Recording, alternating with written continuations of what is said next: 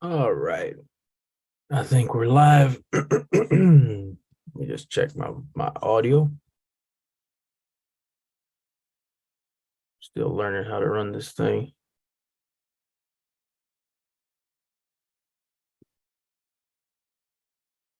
All right.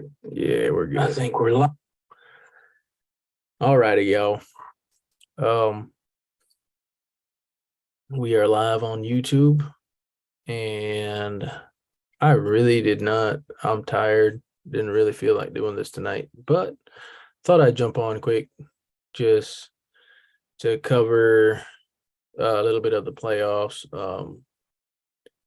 Past game, the Orange Walk San Pedro game. We're going to look at their stats and then also to go over some things that I jot down, what I would deem are keys to victory for each of the playoff teams. So it's not going to be a long one tonight unless y'all make it a long one by commenting and interacting. But for the most part, I'm going to try to keep it short.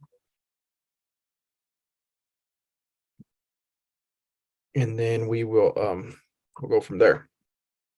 But let's see if I can find the stats here on this amazing page. Oh man, it's always kind of a hassle to try to get. I don't know. I guess I just got to familiarize myself this um with this thing because come on, where's the box score? I had the box score earlier. Let's see schedule. Maybe we go to schedule. There we go. I think this is where I found it. Yeah. All right, got the box score up. Let's see what's going on over here in the live stream. Oh, Garvin, you tired too, bro. I feel it, bro, guys. Man. Yeah. I just wanted to hang out with the fam, maybe start. I think game one of the finals is tonight. So I was gonna do that. But it's like the playoffs are on, but like for some weird reason I feel like the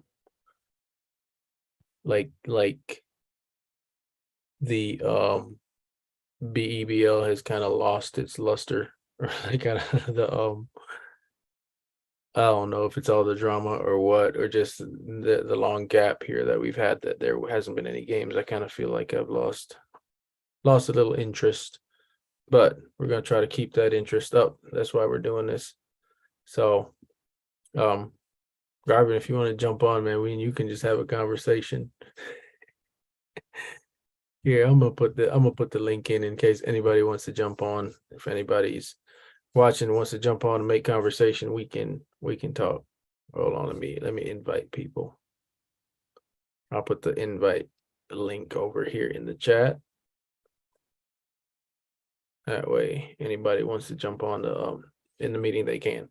All right, I'm gonna go over the stats here because I think there's some real eye popping stats with this last game here between the Orange Walk Running Rebels and the San Pedro Tiger Sharks of game one of the best of three series in the first round of the playoffs.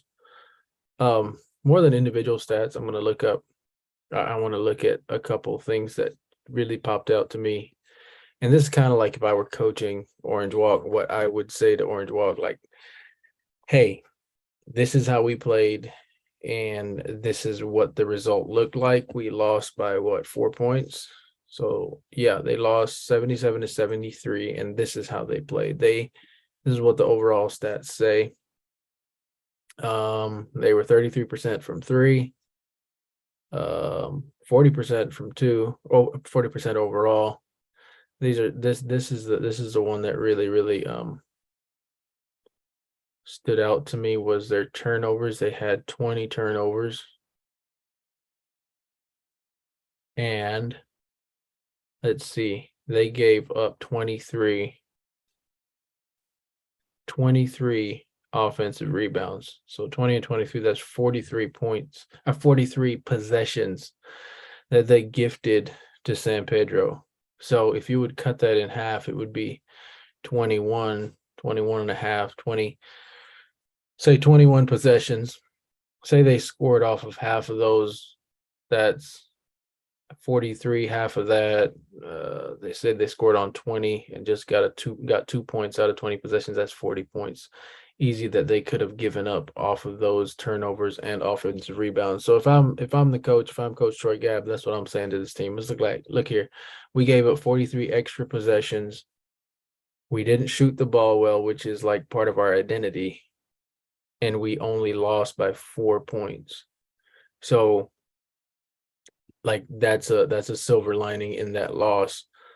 San Pedro, I'm gonna just that's the biggest thing that stood out to me on these stats.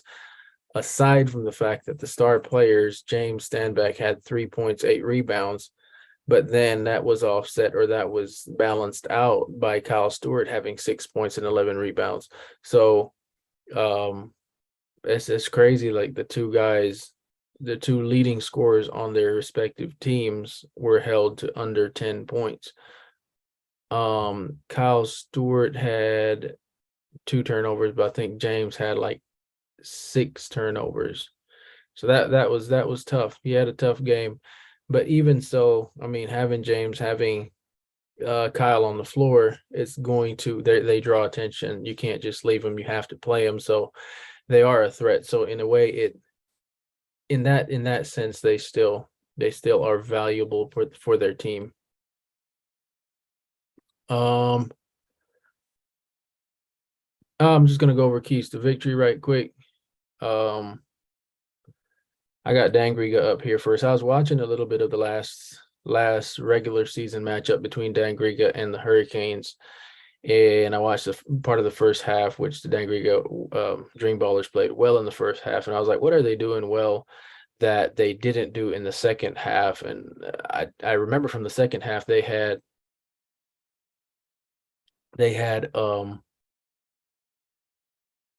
they just really like fell back on drive and kick, and it wasn't like they were not getting good looks at the basket. They were getting good looks, but the looks weren't falling, and that's it. They just stuck to that. Like that's all they did was drive and kick, and nothing was happening. However, in the first half, I noticed they were getting points off turnovers. They were going to the bucket, and then also their shots were falling. But as I have here, just kind of from analyzing that game quickly tonight after work, I looked at it and I wrote down what I feel like Dangriga's keys to victory are. And number one on the list I have is box out, box out, box out. They have to keep the Hurricanes off the offensive glass. If they limit the Hurricanes' second chance points, they'll have a very good chance of winning the game, or they'll be in the game. And I think, yeah, they'll have a good chance of winning the game. I noticed in the first half as well, being that a lot of basketball in the BEBL is played out of pick and roll sets or pick and roll looks. I noticed that their Hurricanes bigs were sagging way off on the help on the pick and roll. So if as a Dangriga guard, I would attack that big really hard and look to try to get their bigs into foul trouble. Because if a big's gonna sag back off a pick and roll like that and play like that, I mean, obviously you can settle for the 3-point shot, but it seems like that's what they're giving you. So I would, especially early, I would drive the big and attack the big and try to get them in, put them in a compromising position and try to get them in foul trouble. On defense, I would pack it in on defense. I would make the Hurricanes beat me by shooting threes. So I would pack it in. I would definitely go under on picks. I would I would play toes to the 3-point line, maybe a step inside, and see make them beat me from out there, because all year they've not shown that they can beat you from the 3-point line. I mean, they're streaky. Tyree can get hot and get streaky. I'm sure Evans just, I mean, numbers wise, he hasn't shown that, but I would dare him to do that, because they're a big team. Their strong point isn't shooting the 3-point ball, and so I would have them do that. That's what I would take a chance on for them to beat me and limit their second chance points by boxing out and rebounding. I would cement in Dangriga's head that the guards have to rebound down. It has to be a 5-man effort on rebounding on the boards. I really feel like rebounding or offensive rebounding, second chance points is where the Hurricanes thrive and Dan Griga will struggle. Keys to victory for the Hurricanes. If I had the Hurricanes personnel as a coach, I would start out with full court defense on the guard, bringing the ball up, whether it be Boogie, whether it be Campbell. I put my guys up there because they are strong defensively, the Hurricanes. And I think that's one thing they did in the second half of that regular season game was they turned up the defense in the second half, and they did just that. And I think I would start out the game just not necessarily not taking unnecessary risk or fouling, but just being a presence there and trying to slow the guards down, because Dan Griga does like to get out and run, and the plus for them is that they do have multiple ball handlers. So, but the defenders have multiple. I mean, the Hurricanes have multiple defenders, and so that's what I would do that. Offensively, I'd pound the ball inside. They run a set where they get a rip screen by Evans or Coop for Chris Frazier getting the ball into the basket. I would wear that play out. I would pound it inside, even with the size of Dan Griga and Woodson. I would still do that, and then put that ball up on the glass, and then have the other bigs do what they do. Offensive rebound, which Shaba Smith is great at just lurking around the basket, and he's long and athletic and getting those second chance points and putting it back. Second chance points and points off turnovers, I think that's key for the Hurricanes. They can get those, they're going to win easily, handily. Moving on to the next matchup, San Pedro and versus Orange Walk. San Pedro keys to victory, man. San Pedro is a tough one because San Pedro, I feel like I was talking to Coach Bernie Tarr during the week, and we were talking about San Pedro, mainly Jihad and his impact on the game that doesn't show up in the stat sheet. And I asked Coach kind of like, what does he do well, or that I don't know if I asked him that or it kind of came up, and he's like, he just does everything. Like he does, he takes a charge, he rebounds, he defends their best player, and he offensive rebounds, and he can score. And so, sorry about that. I'm gonna put my phone on sleep mode or do not disturb. So that's what Jihad does, and Jihad really, really brings that to the San Pedro Tiger Sharks. One thing I did notice too is Jihad also controls the pace of the game. Like, he'll play over the ball, he'll control the pace of the game and slows it down. And when San Pedro is playing at their pace, they're very hard to beat. Another key to San Pedro is to get Kyle Stewart involved as well, and get him some easy buckets, and have him do what he does, because the biggest thing of San Pedro too is just home court advantage. Well, I don't think they're going to be on the island. I think there's an event at the island. I think there's graduation. So I don't know. I haven't heard this for sure, but I think they might be playing in the Civic. Either way, Jihad controlling the pace, and Kyle Stewart getting going, and coming off their recent success, beating the defenders at home there in the Civic, I think they'll be comfortable there and they'll play well. San Pedro just does well this time of year and has done so. Someone put I think it was Beresford or someone in a comment on Facebook. They said that of the six years, I think, of NEBL, San Pedro's been in like 3 finals. It was something really astounding like that, though. Orange Walk keys to victory. Number 1, take care of the basketball. Can't turn the ball over 20 plus times. Also limit second chance points, because that was huge as well in the first game. And those are things you can control. Taking care of the ball is a little harder, but if they had a good week of practice, I think that should have been a point of emphasis. Take care of the basketball. Just be smart with it. Get in transition. Other point of emphasis would have been boxing out and rebounding. Yes, they don't have a lot of length, but they have a lot of mass down there, and I think Besso and Rebel and Matthew Young can do a better job of boxing out. Like there's no reason why San Pedro, especially San Pedro, now if it was the Hurricanes, it'd be another story, but especially why San Pedro should be getting 20 plus offensive rebounds. I really don't see that. I see that as just lack of discipline and lack of effort on the defensive glass. Another thing I think Orange Walk does well when they play with pace, and they get in transition and they can get some good looks at three, get layups. They get the young guys in there, Rashid.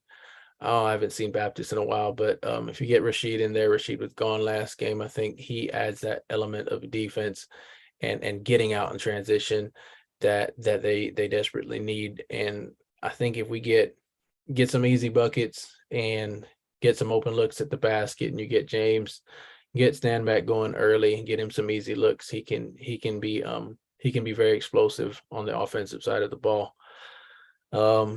Yeah, get in transition, play fast. I think those are definitely some keys to victory for Orange Walk. So that's kind of all I have for tonight, man. I really didn't have a whole lot.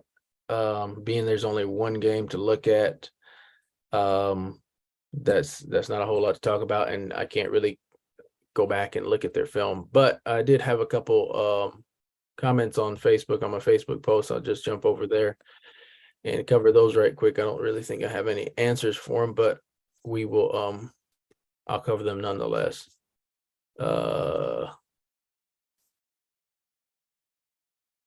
Garvin said this weekend's matchup, Griga at Civic, Orange Walk, going to San Pedro in an elimination game, and what can be done to fill the gap for BEBL in the offseason. Lots of tournaments limit the number of BEBL players. Yeah, I haven't really thought about that a whole lot. They do like most tournaments will limit the BEBL players. I wish they would just have, like, I know there's been talk about, and they've thought about it. I think before this season they actually thought about having a summer league for local players, and I think that would be a really good thing, just to get local players, kind of an all local league of BEBL players and a few players to fill rosters just from young guys or players that are on the brink of making the BEBL. I think that'd be a really, really good thing, and something where they could keep costs at a minimum, because I feel like it always comes down to dollars signs, man. Like, putting a team in the BEBL is extremely taxing on the pocketbook. So if they could somehow have a locals league where they, I don't know if they could just keep it local and then maybe just like a playoff amongst districts or something like that. Maybe have a Eastern like a Western like conference where the teams don't have to travel as far, whatever it may be. Just looking into ways to operate on economically. Rico said, would like to know if the government will help for next year. I'd also like to know that, Rico. Also, maybe I can ask some questions. I just haven't gotten any wind of that so far. Also, if we can get corporate sponsors to sponsor the whole league, so we all have the same opportunity to compete and don't have to always be digging in our individual pockets. That's a good idea. And I thought something like that was presented at the beginning of this year. I think maybe Paul Flowers, I heard, as complete just grapevines, like what's the word, complete areas. So I don't know, but I had heard something like that. There was some chatter about Paul Flowers presenting something like that, but then it being turned down by the other owners. I don't know if that was the case or not, but I think you're onto something. If you could get sponsors that sponsor the whole league, and then the funds being divvied up so that each team can equally be represented, I think that would definitely play into